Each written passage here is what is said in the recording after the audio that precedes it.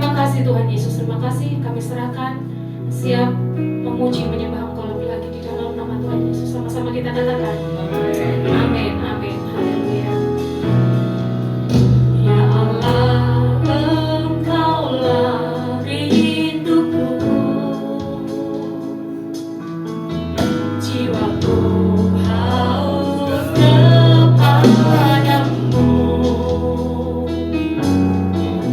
seperti tanah kering tiada berair,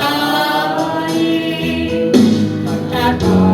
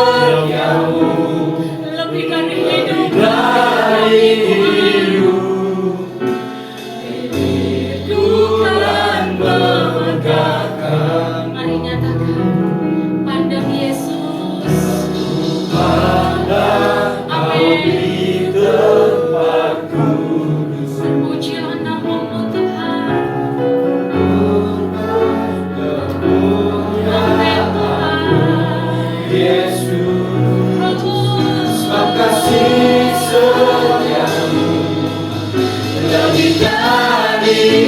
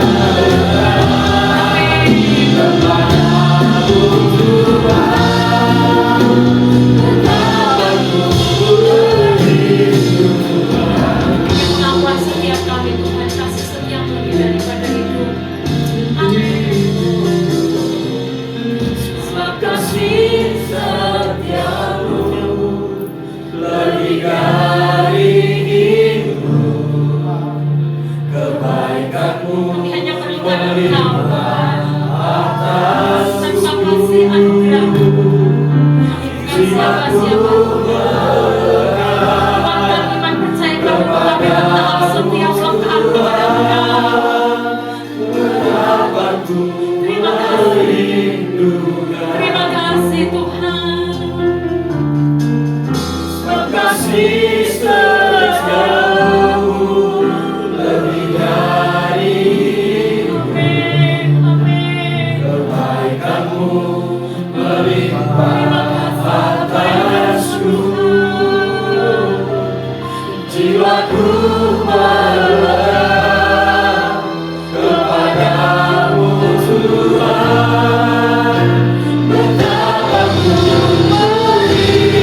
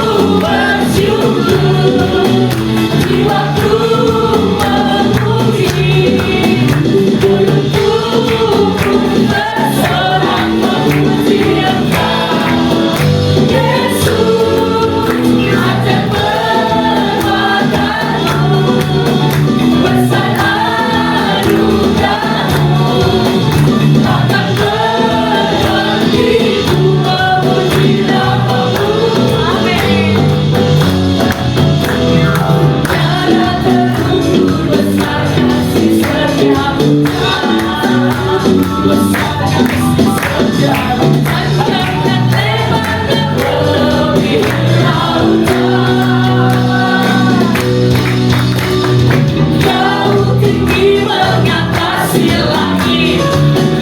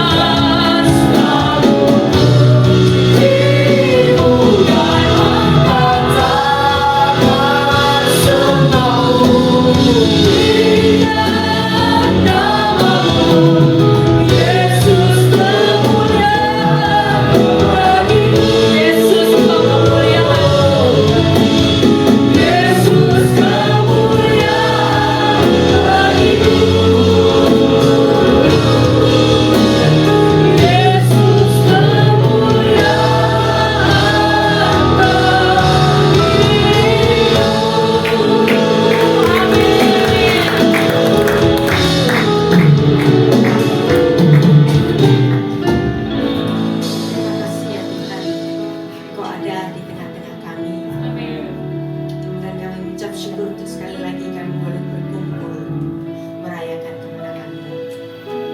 Terima kasih ya Tuhan. Dan kami adalah anak-anak yang telah Kau angkat menjadi warga kerajaan-Mu. Sebentar Tuhan kami akan mendengarkan firman-Mu, untuk mempelajari firman-Mu. Kami percaya Roh Kudus bekerja dan memberikan kami pengertian.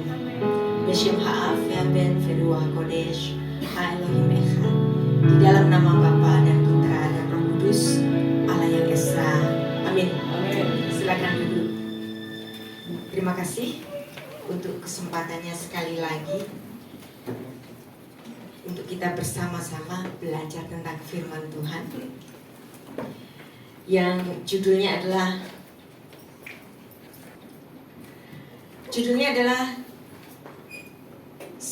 Simeon Keva, do you extremely love?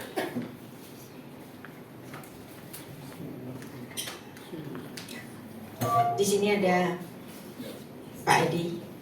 Kalau saya tanya Pak Edi, do you extremely love Jesus? Nggak usah dijawab, karena kalau jawab jawabannya berat. Jadi di sini ada pertanyaan yang sangat menarik dari Tuhan Yesus Kristus.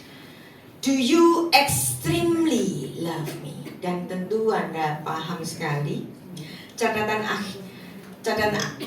Alkitab yang bertanya kepada Simon Petrus tentang, Simon, apakah engkau mengasihi aku? Dan Tuhan Yesus itu bertanya hingga 3 kali.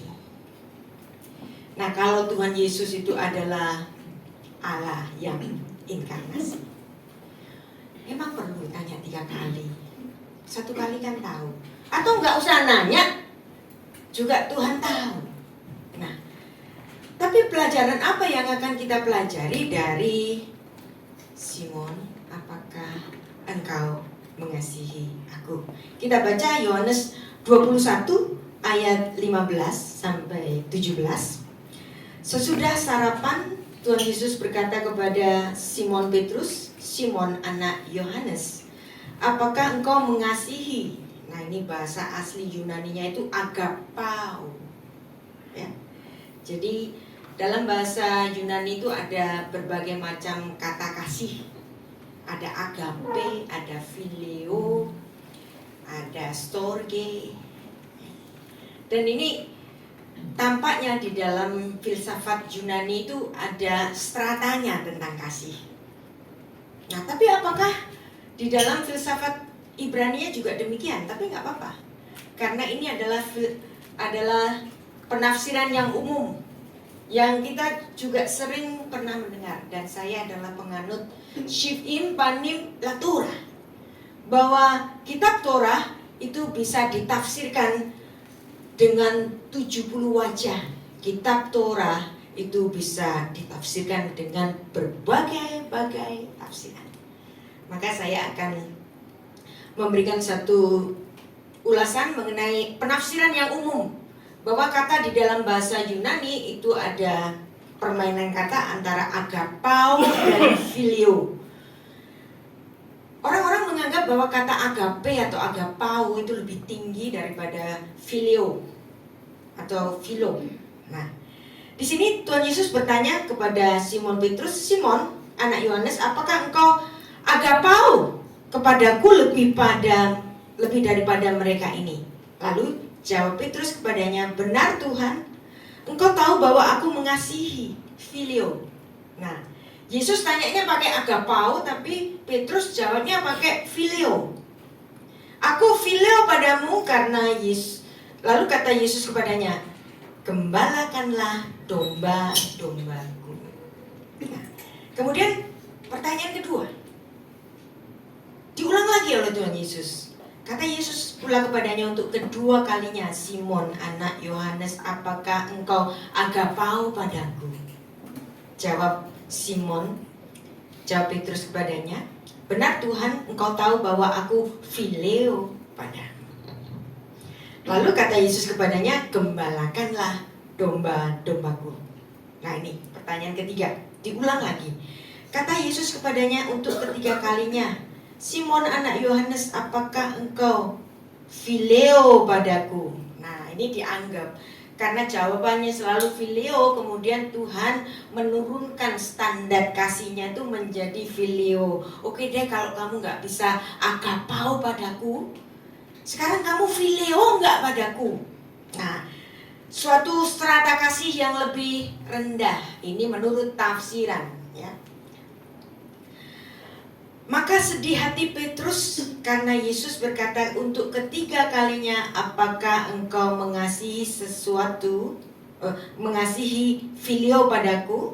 Dan ia berkata kepadanya, Tuhan, engkau tahu segala sesuatu, engkau tahu bahwa aku fileo. Ditanya fileo, jawabannya fileo, yang menurut penafsiran secara umum itu adalah mengasihi dalam strata yang lebih rendah. Kata Yesus kepadanya, gembalakanlah domba-dombaku. Nah, ini adalah penafsiran umum, pakai permainan kata Yunani. Tapi Anda harus ingat, ya, saya tidak menyerang penafsiran ini. Ini adalah salah satu tipe penafsiran, nggak apa-apa. Kalau ada yang mau terima, silakan. Dan saya tidak menyerang mengenai penafsiran ini. Bisa next? Bahasa Ibrani mengasihi dalam hanya ada satu kata saja, yaitu ahav. Bisa next? Bisa dibantu? Ini enggak.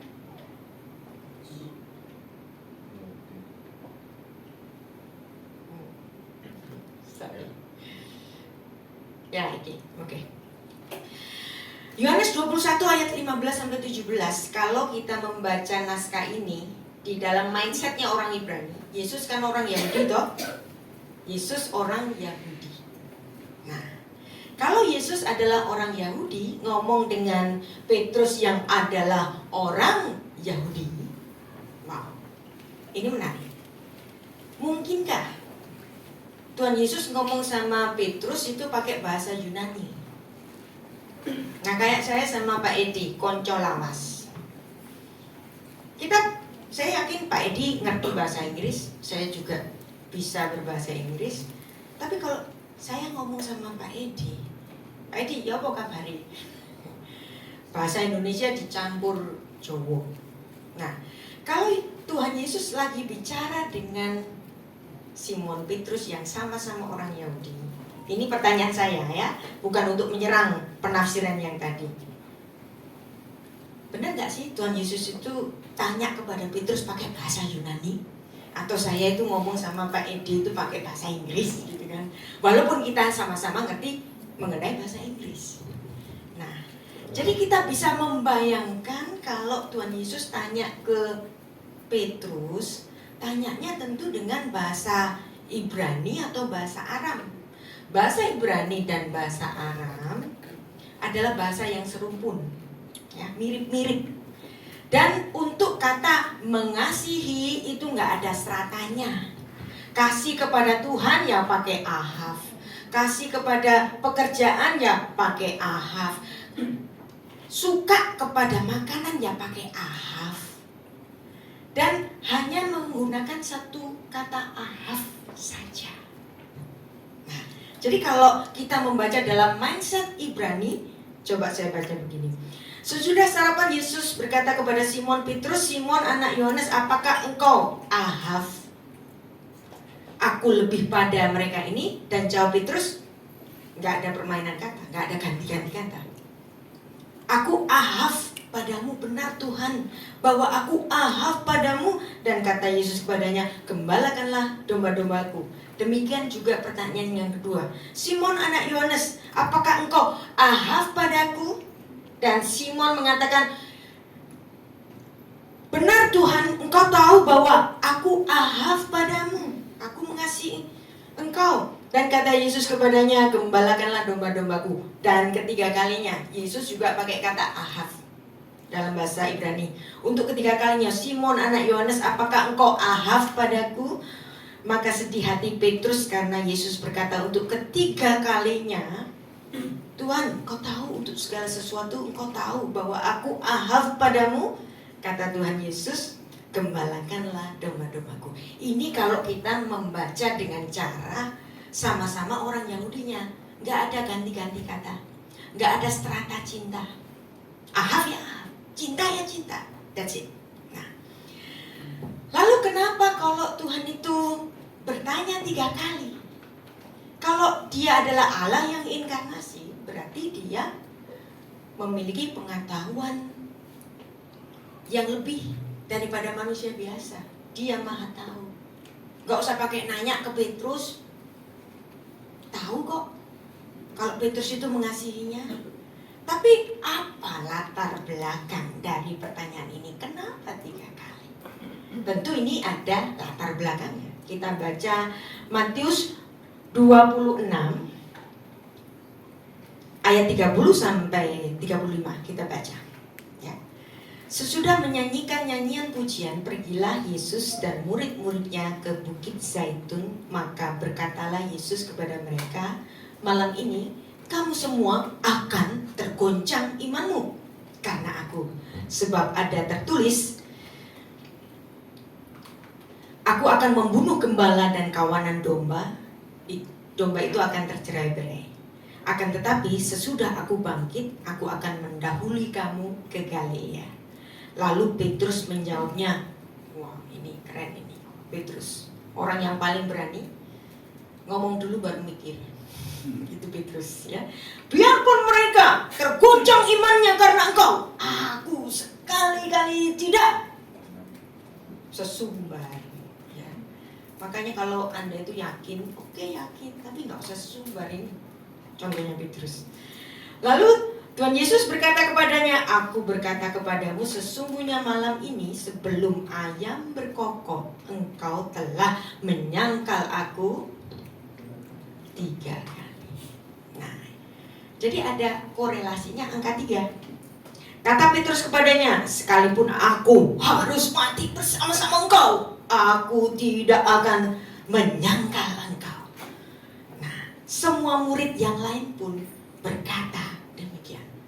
Lalu apa yang terjadi? Dan ini ditulis dalam 4 kitab Injil. Biasanya kan kadang-kadang apa yang ditulis dalam kitab Matius nggak ditulis di dalam kitab Yohanes, tapi ini 4-4-nya itu ditulis semua. Nah, berarti ini adalah peristiwa yang amat penting. Dan apa yang disesumbarkan oleh Petrus ternyata tidak dapat dilakoninya. Makanya kalau ada, walaupun pendeta nih, kalau sesumbar di mimbar udah gak usah didengar. Ini loh, Rasul Petrus yang dimuridkan sendiri oleh Yesus Kristus, Allah yang inkarnasi, omongannya itu gak konsisten. Apalagi yang jauh dari era para rasul, ya, yang gak pernah lihat Yesus sendiri, terus sesumbar di mimbar, gak usah didengar, ya. Karena people change, dan change-nya itu bisa overnight, bahkan dalam hitungan jam itu sudah berubah. Nah, dan inilah penyangkalan Petrus yang pertama, yaitu dalam Matius 26 ayat 69 sampai 70. Penyangkalannya yang pertama, dan ini juga ditulis di dalam 4 Injil, semuanya nulis. Menarik ini. Ya, kita baca Matius 26 ayat 60 sampai 70.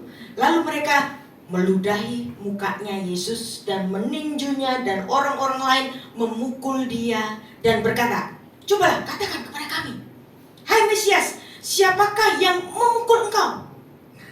Sementara itu Petrus duduk di luar halaman, maka datanglah seorang hamba perempuan, orang kecil, orang biasa, bukan pejabat, bukan orang terkenal, bukan selebriti.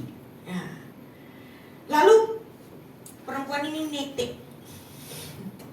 Maka katanya, engkau juga selalu bersama-sama dengan Yesus orang Galilea itu kan?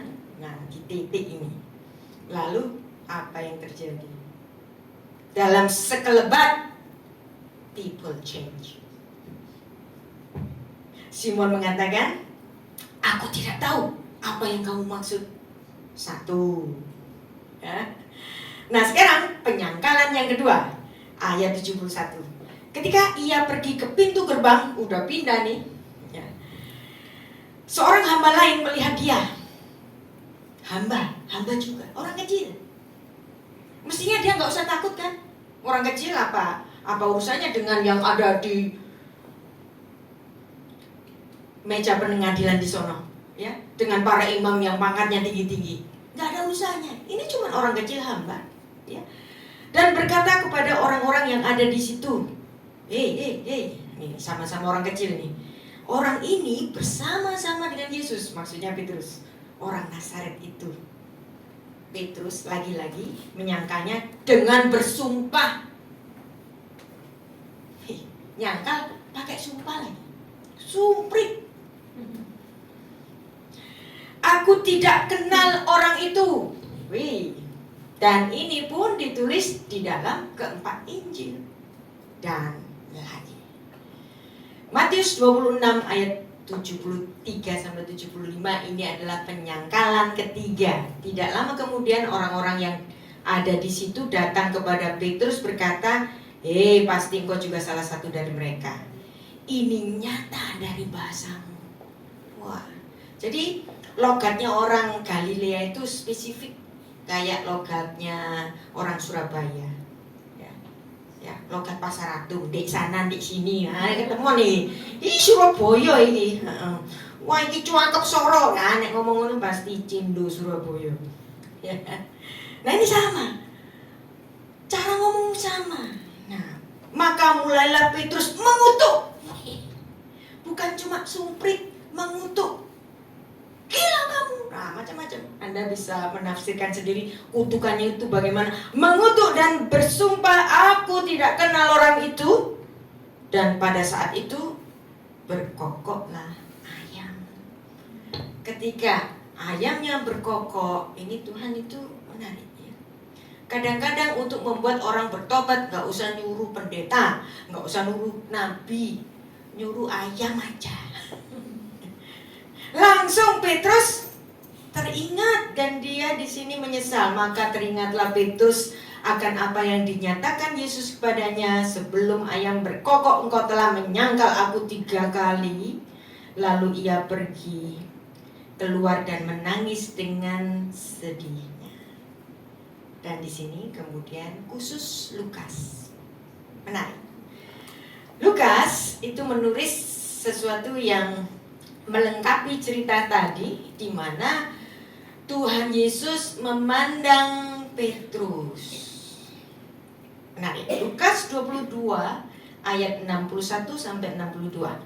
Lalu berpalinglah Tuhan memandang Petrus, maka teringatlah Petrus bahwa Tuhan telah berkata kepadanya, sebelum ayam berkokok pada hari ini, engkau telah 3 kali menyangkal aku. Coba saya ulang lagi. Lalu berpalinglah Tuhan memandang Petrus.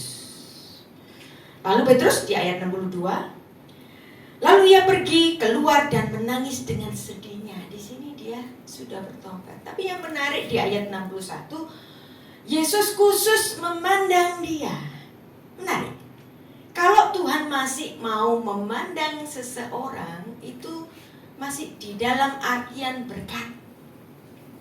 Karena wajah Allah itu berkat, lambang berkat. Kalau Tuhan berpaling, mati gue, mujar gue, ya. Kalau Tuhan masih melihat, berarti itu masih berkat. Karena formula berkat di dalam Alkitab kita yaitu ketika wajah Allah memandang umatnya. Di sini Tuhan Yesus berpaling, dia yang sedang diadili saat itu, dia khusus berpaling untuk memandang Petrus seperti kayak begini. Dan matanya memandang Petrus. Dan Petrus tahu gurunya sedang memandang dia. Nah, kalau di dalam artian orang-orang Indonesia atau orang-orang Barat, kalau dipandang itu kok diseneni, dipendelii. Tapi kalau di dalam Alkitab, dipandang oleh Tuhan itu bukan diseneni. Kalau diseneni itu Tuhan memalingkan wajahnya darimu. Tapi kalau dia sampai noleh untuk melihat muridnya ini berarti masih ada kasih kepada Petrus. Anda tahu? Dan di situ Petrus menangis dan bertobat. Dan dari sinilah pemulihan Petrus yang ngomong sembarangan, suka ngomong sembarangan, ya. Pendeta-pendeta kan juga ngomong sembarangan toh, ya kan? Sebelum ditampok oleh Tuhan. Makanya kalau di mimbar jangan ngomong sembarangan, supaya tidak ditampok oleh Tuhan. Ditampok oleh Tuhan itu sakitnya luar biasa. Nah, tetapi di sini Tuhan tidak menampar mukanya Petrus. Dia memandang Petrus dengan kasih. Dan di Alkitab kita ada suatu formula yang namanya panim el panim. Next. Face to face. Ketika engkau berbicara, mencari wajah Tuhan, dan Tuhan memberikan wajahnya kepadamu, itu berkat. Maka kita membaca Bilangan 6 ayat 22 sampai 27. Tuhan berfirman kepada Musa, dan ini adalah formula berkat iman kepada umat. Nah, ini biasanya bapak-bapak gembala ini hafal, ya. Kita baca. Vayedaber Adonai El Moshe Lemor, dan Tuhan berfirman kepada Musa, ayat 23, berbicaralah kepada Harun dan anak-anaknya, beginilah kamu harus memberkati orang Israel, berkatalah kepada mereka. Nah, ayat 24, Tuhan memberkati engkau dan melindungi engkau. Yevarechecha Adonai veyishmerecha. Lalu yang ayat ke-25 menarik. Ini adalah formula berkat yang terutama. Bilangan 6 ayat 25. Tuhan menyinari engkau dengan wajahnya dan memberikan engkau kasih karunia. Ya'er Adonai panaf elecha vihunecha. Kalau Tuhan memancarkan wajahnya kepadamu, di situ ada berkat. Di sini meskipun Petrus menyangkalnya 3 kali. Nah, angka 3 nanti kita akan belajar. Apa arti dari penyangkalan 3 kali? Tapi Tuhan masih memalingkan wajahnya untuk memandang Petrus. Yesus yang sedang diadili, matanya tentu ada di dalam persidangan itu. Tapi khusus untuk Petrus, setelah dia menyangkalinya 3 kali, Yesus noleh cari wajahnya Petrus. Jadi Tuhan Yesus yang mencari wajahnya Petrus. Dan kalau kita kaitkan dengan Bilangan 6 ayat 26, di sini Petrus masih mendapatkan kasih karunia walaupun dia sudah menyangkalnya 3 kali. 3 kali itu dalam hukumnya orang Yahudi itu adalah default status. Betul-betul penyangkalan. Ya, 1 kali biasa, 2 kali konfirmasi, 3 kali itu extremely. Berarti dia extremely menyangkali Yesus. Tapi gitu pun Tuhan masih bucin sama Petrus. Mana Petrus? Jangan kamu pergi. Aku mengasihimu. Maka dipandanglah Petrus sesuai Bilangan 6 ayat 26. Tuhan menghadapkan wajahnya dan memberi engkau damai sejahtera. Sejahteralah kau Petrus walaupun engkau telah menyangkaliku.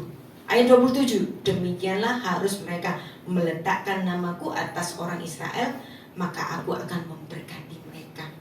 Ketika wajah Allah mengarahkan kepada umat, maka itu adalah berkat.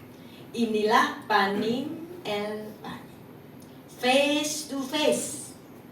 Maka kalau Anda berdoa, carilah wajahnya, carilah belas kasihannya. Petrus sudah nyangkal 3 kali, tapi masih dicari oleh Tuhan. Tuhan loh yang cari, ya. Nah, bahkan di dalam sepanjang perjanjian lama, wajah Tuhan menjadi simbol kehadirannya. Kejadian 32 ayat 30. Di sini adalah cerita mengenai Yakub yang bertemu dengan manusia ilahi yang bergulat dengan dia. Dan Yakub menamai tempat itu Peniel. Apa artinya Peniel? Panim Shel Elohim. Berarti wajahnya Allah. Telah aku lihat Allah berhadapan dengan muka, tapi nyawaku tertolong. Berarti di sini Bapak Yakub juga mengalami panim panim. Wajah ke wajah, bertatap-tatapan dengan Tuhan. Demikian juga Musa. Musa pun mengalami panim panim. Dan Musa itu terkenal kalau dia ngomong sama Tuhan itu kayak sama temennya. Ya, ingat? Kalau kita ngomong sama Bapak Direktur atau kalau kita ngomong sama bos, dan perbedaannya dengan kita ngomong sama teman. Kalau ngomong sama teman itu bisa apa? Bisa ngoreksi, ngawur ekon. Kalau sampai bisa orang ngomong begini, ku koncone, ya kan? Koncone Tuhan. Demikianlah Musa itu kalau bicara dengan Tuhan itu panim panim seperti kepada temannya. Kita baca Keluaran 33 ayat 11. Dan Tuhan berbicara kepada Musa dengan berhadapan muka seperti seorang kepada temannya. Vediber Adonai el Moshe panim panim ka asher yedaber ish el re'ehu, seperti kepada temannya. Tetapi abdinya Yoshua bin Nun, seorang yang masih muda, tidaklah meninggalkan kemah itu. Jadi dia menjadi saksi bagi Musa kalau ngomong sama Tuhan. Koyo karo koncone. Nah. Dan inilah berkat Tuhan ketika wajahnya mengarahkan kepadamu. Dan ada satu orang yang pernah dikasihi oleh Tuhan, bahkan diampuni 7 kali lipat. Dia adalah Kain. Tetapi karena dia terbakar oleh cemburu kepada adiknya Habel, yang persembahannya itu lebih diterima daripada persembahannya, maka kesalahannya yang sudah diampuni 7 kali lipat itu tidak lantas menyenangkan hatinya. Dan Kain memalingkan wajahnya dari Allah. Apa artinya ini? Dia membuang berkat. Kita baca Kejadian 4 ayat 16. Lalu Kain pergi dari hadapan wajah Tuhan. Fayetse Kain milifne Adonai. Saya tambahin wajah di situ. Karena memang Alkitab bahasa aslinya itu ada wajahnya. Kalau di terjemahan bahasa Indonesia nggak ada wajahnya. Lalu Kain pergi dari hadapan wajah Allah, dan dia menetap di tanah Nod di sebelah timur Eden. Jadi apa urusannya dengan apa yang sudah kita baca tadi? Yaitu Lukas 22 ayat 61 sampai 62 kita baca lagi. Lalu berpalinglah Tuhan memandang Petrus. Petrus sudah menyangkali, bahkan penyangkalannya ini fatal 3 kali. Apa sih artinya 3? Next. Sampai ketemu angka 3 ya. Ini adalah majas tautologia, the emphatic of Semitic triplets. Jadi kalau belajar Alkitab, walaupun itu Alkitab Perjanjian Baru yang ditulis dalam bahasa Yunani, tapi yang nulis itu tetap orang Yahudi. Walaupun dia nulis dalam bahasa Yunani, tapi mindsetnya tetap Yahudi. Ini kayak saya, kalau saya nulis jurnal, kalau saya nulis buku dalam bahasa Inggris, ya, Inggris saya itu bukan seperti native speaker yang ngomong, bukan seperti orang Inggris menulis. Kadang-kadang Inggrisnya jadi Inggris Jawa. Demikianlah Perjanjian Baru. Maka Perjanjian Baru itu bukan sastra Helenistik, tetapi sastra Judeo-Greek. Sastra Ibrani hanya menggunakan bahasa Yunani, tapi mindsetnya tetap mindset Ibrani. Jadi angka 3, Anda tahu teman muslim, kita sering dengar kalau mereka bercerai ada talak 1. Kalau talak 1 itu boleh rujuk lagi. Kalau talak 2 pun masih boleh rujuk lagi. Tapi kalau sudah talak 3 itu nggak boleh rujuk lagi. Karena itu sudah menjadi default status. Saya pernah dikasih lihat ijazahnya teman saya yang bercerai, teman muslim. Nah ini hakimnya baik. Jadi akta perceraiannya itu pakai tulisan talak 1. Kenapa? Karena hakim ini memberikan kesempatan GGE tahun depan atau 5 tahun lagi, baikan lagi, terus rujuk. Boleh. Nah, karena baru talak 1. Nah, jadi kalau 1 kali biasa, 2 kali konfirmasi, 3 kali extremely default status. Dan ini disebut sebagai the emphatic of Semitic triplets. Kalau sudah ngomong 3 kali itu default status. Kalau Simon Petrus itu sudah menyangkali 3 kali, itu sudah default status. Mestinya nggak bisa diampuni. Wah, mestinya nggak bisa diampuni. Orang sudah default status kok.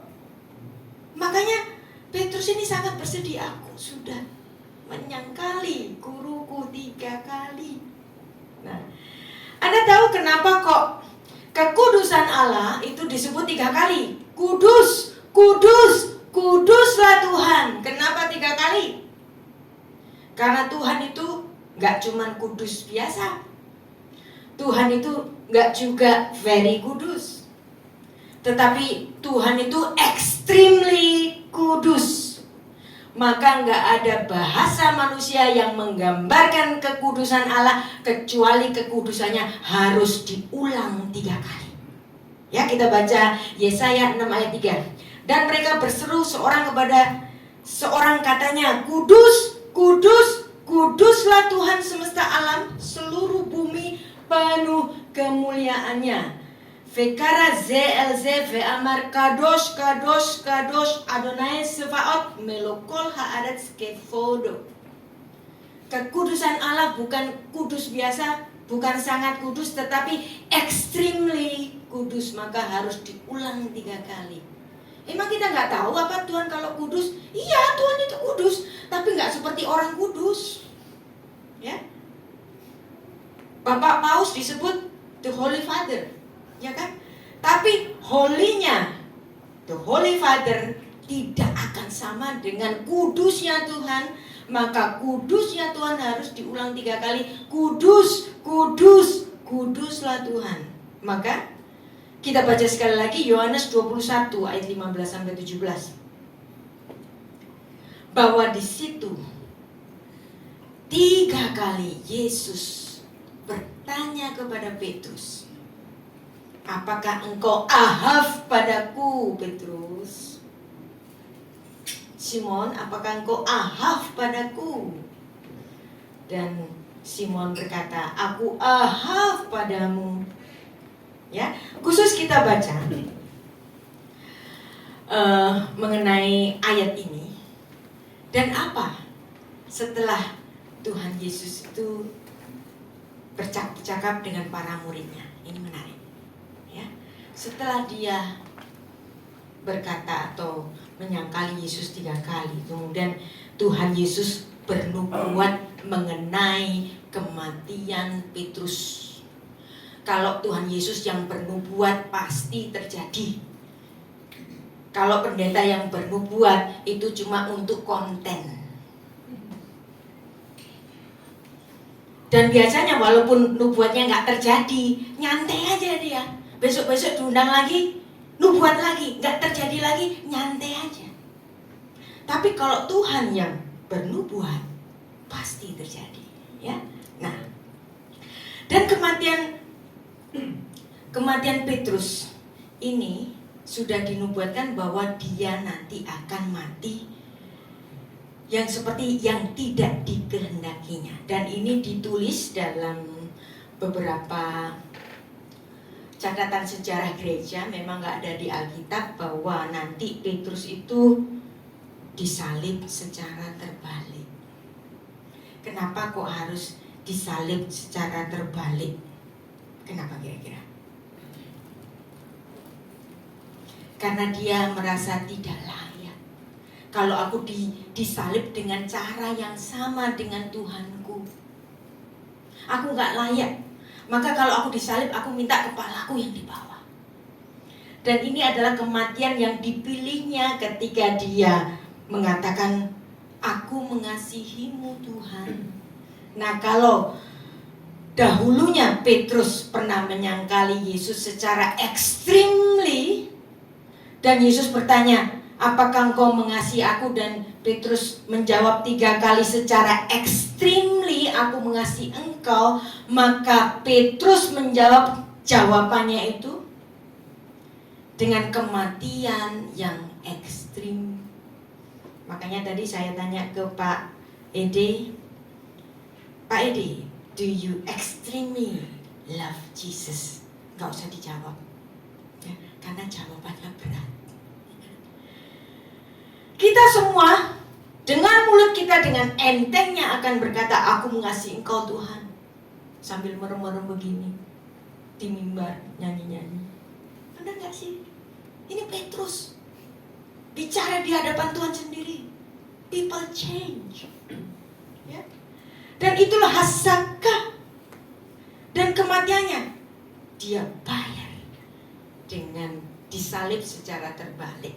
Nah ya, jadi itulah, bisa next.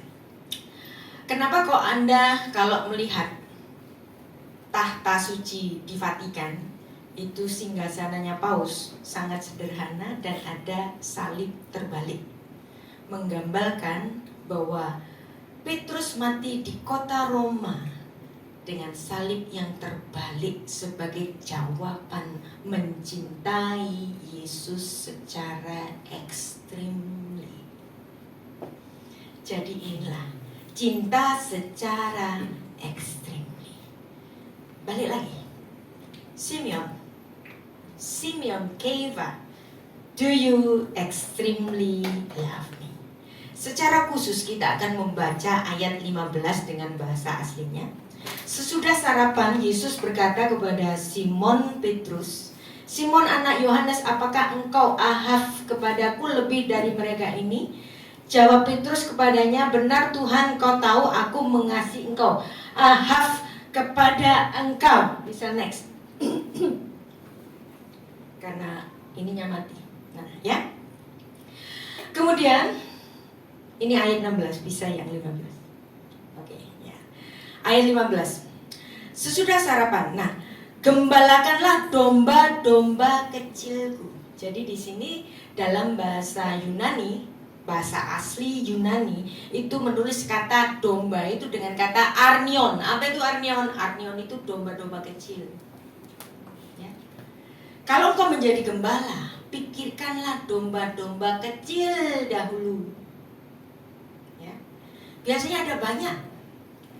Biasanya kalau pembicara atau pendeta yang lagi happening, lagi terkenal, foto-foto dengan istri-istri konglomerat, domba-domba gemuk, domba-domba besar, foto dengan konglomerat, foto dengan orang-orang besar. Tapi di sini Tuhan Yesus pertama kali, Petrus, gembalakanlah domba-domba kecilku. Jadi ini makanya menarik. Di sini ada beberapa sebagian mahasiswa teologi, Anda harus belajar bahasa asli. Karena Anda kalau hanya mengandalkan terjemahan, bukan berarti terjemahnya salah, tapi kurang dalam. Ya, karena ada banyak sekali kata-kata dalam bahasa Yunani dan bahasa Ibrani yang terkikis. Kalau terjemahan itu dibaca oleh orang biasa, oke, cukup. Tetapi bagi pembelajar Alkitab, bagi pembelajar teologi, ini harus dibaca secara dalam. Bahwa Tuhan Yesus tidak mengatakan domba biasa, tapi domba kecil. Yang pertama dipikirkan oleh Tuhan itu domba kecil yang miskin-miskin, yang lemah, yang kadang harus digendong oleh gembalanya. Nah, Bahasa Ibraninya telai. Domba-domba kecilku tolong gembalain. Nah sekarang ayat 16. Kata Yesus pula kepadanya untuk kedua kali, Simon anak Yohanes, apakah engkau ahaf padaku? Kemudian barulah dijawab oleh Petrus, aku ahaf padamu. Dan Tuhan Yesus memberikan perintah, gembalakanlah domba-dombaku, probaton, domba-domba biasa. Ya, secara umum. Oke, gembalakanlah domba-dombaku. Ya, dalam bahasa Ibraninya itu son itu penggembalaan secara umum. Lalu kemudian ayat 17, Tuhan Yesus mengulangi ketiga kalinya. Ya, Simon anak Yohanes, apakah engkau ahaf padaku, ohef padaku? Nah, perhatikan. Simon Petrus menyangkal Yesus 3 kali, dan di sini Tuhan Yesus bertanya 3 kali, berarti di sini adalah extremely pengampunannya secara verbal. Tuhan Yesus sudah mengampuni ketika pada saat Petrus itu menyangkal Yesus dengan mengarahkan wajahnya kepada Petrus. Tetapi di sini adalah pernyataan secara verbal, secara resmi. Petrus, aku mengasihi engkau, dan aku ingin engkau mengasihi aku. Dan Petrus mengatakan juga, aku mengasihi engkau. Ketiga kalinya berarti aku mengasihi engkau secara extremely. Terus kemudian Tuhan mengulangi lagi, gembalakanlah probatonku, soni, domba-dombaku. Domba dalam artian secara umum. Dan itulah kemudian kesetiaan Petrus yang pernah bersalah. Perhatikan, setiap manusia pasti pernah bersalah. Even sudah menjadi hamba besar. Ada film yang lagi happening, judulnya Conclave. Menarik itu film, ya. Yang dimana ketika paus mati, meninggal, maka kardinal-kardinal seluruh dunia itu dikumpulkan untuk memilih paus yang baru. Berarti kardinal itu membawai keuskupan di setiap negara.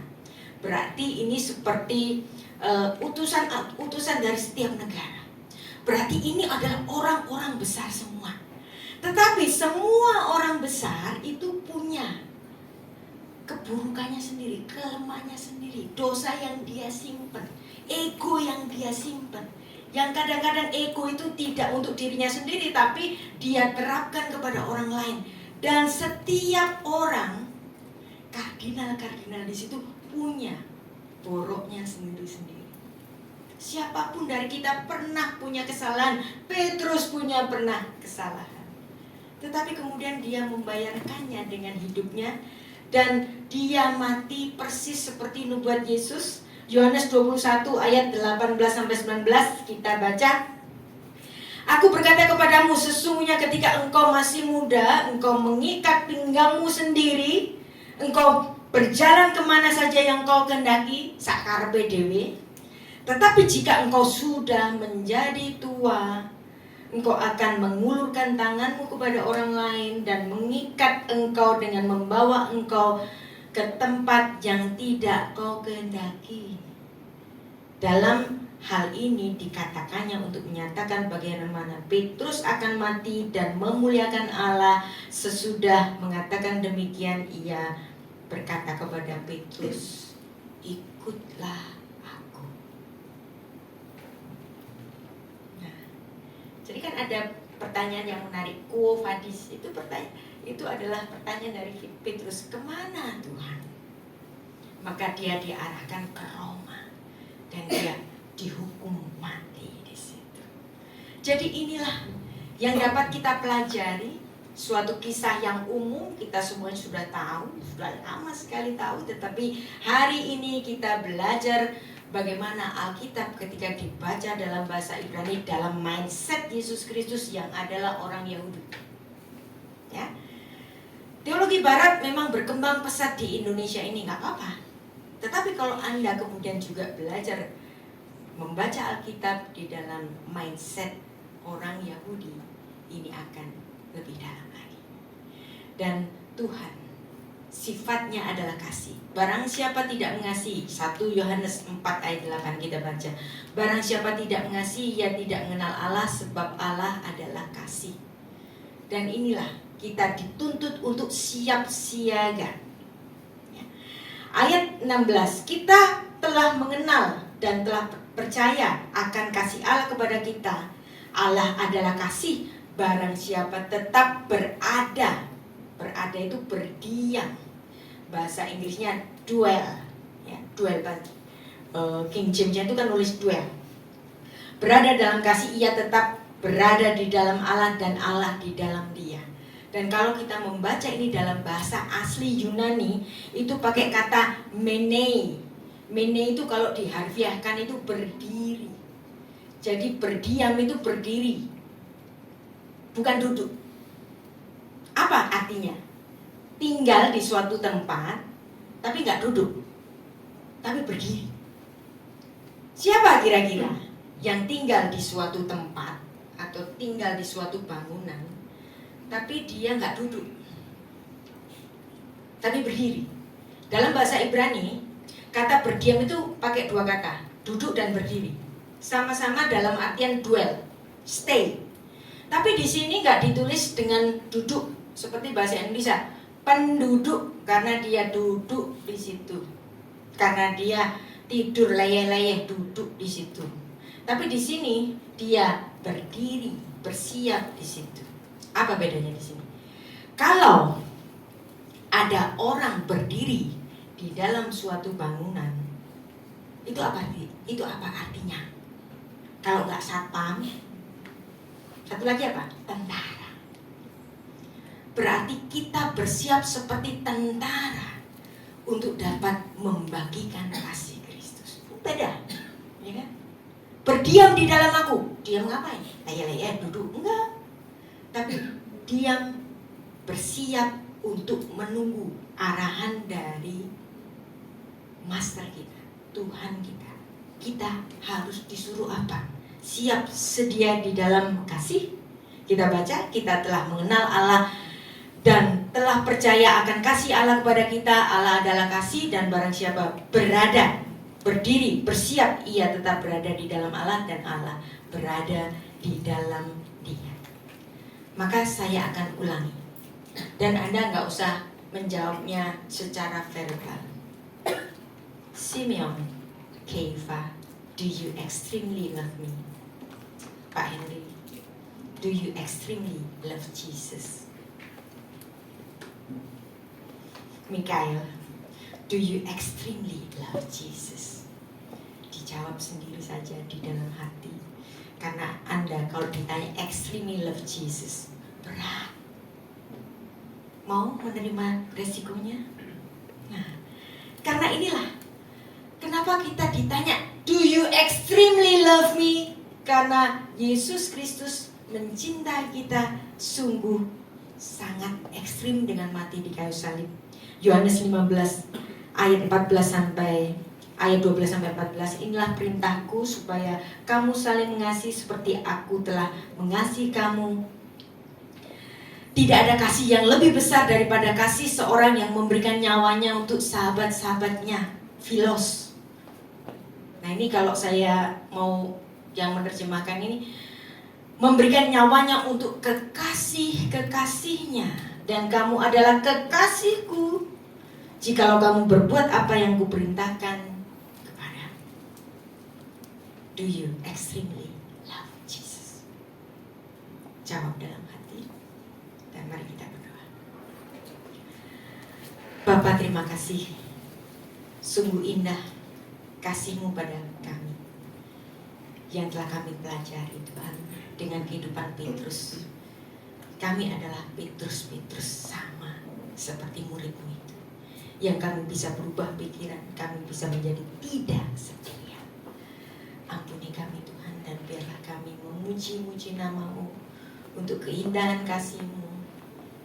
Dan ajari kami Tuhan untuk menjadi orang yang konsisten dalam tutur kata dan pembicaraan kami dan langkah kami, langkah nyata kami. kasih Bapa, bersyukur maaf ben firman di dalam nama Bapa dan Putra dan Roh Kudus Allah yang Esa. Amin. Segala pujian, syukur bagimu. Kau hadir dalam hidupku. Datang sujud di hadapanmu, memujimu, menyembahmu, Yesus, ku menyembahmu.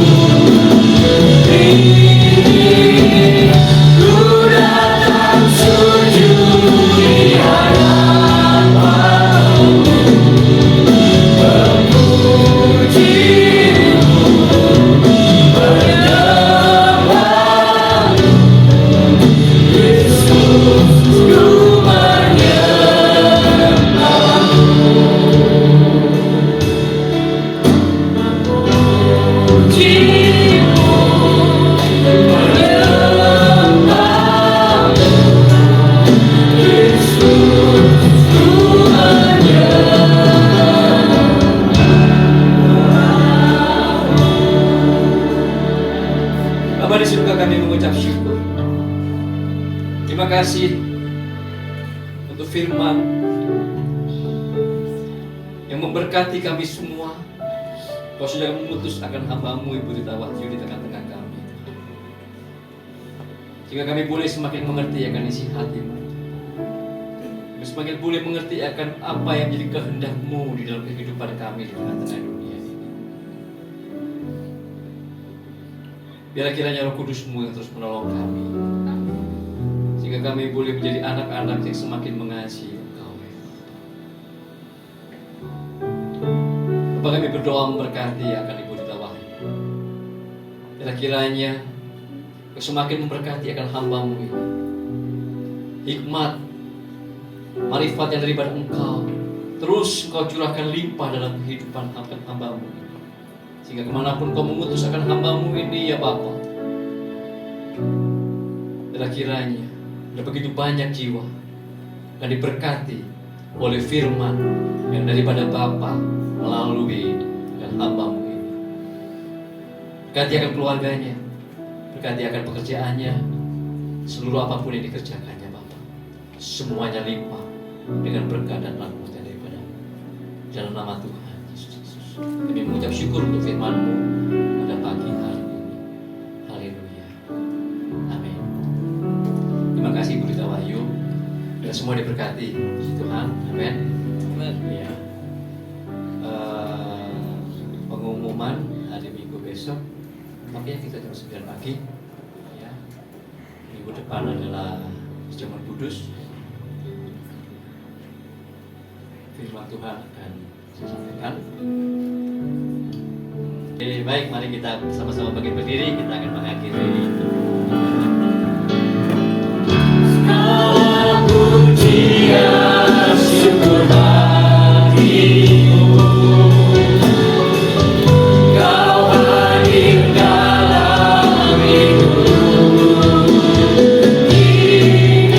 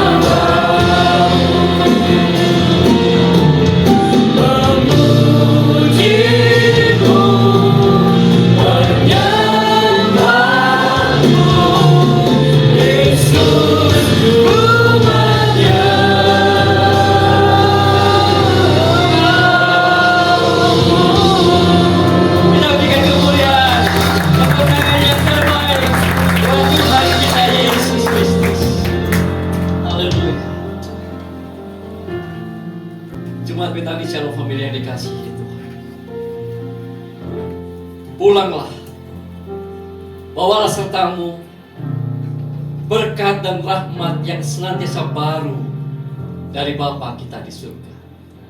Turun tercurah limpah dalam seluruh kehidupan, dalam rumah tanggamu, dalam pelayananmu, dalam pekerjaanmu, dan apapun yang dikerjakan oleh tanganmu, senantiasa akan limpah dengan berkat dan rahmat yang baru dari Bapa di surga. Cinta kasihnya yang sempurna di dalam Tuhan kita Yesus Kristus dan persekutuan Roh Kudus, itu yang senantiasa menolong, itu yang senantiasa menuntunmu, itu yang senantiasa menguatkanmu, dan senantiasa meneguhkanmu dan membuatmu berhasil sepanjang hidupmu untuk melakukan kehendak Bapa. Dan kita semuanya menjadi anak-anak Bapa yang diberkati oleh Bapa kita di surga di dalam Tuhan Yesus Kristus. Semua kita yang sudah diberkati, sama-sama kita katakan amin. Tuhan Yesus memberkati. Selamat hari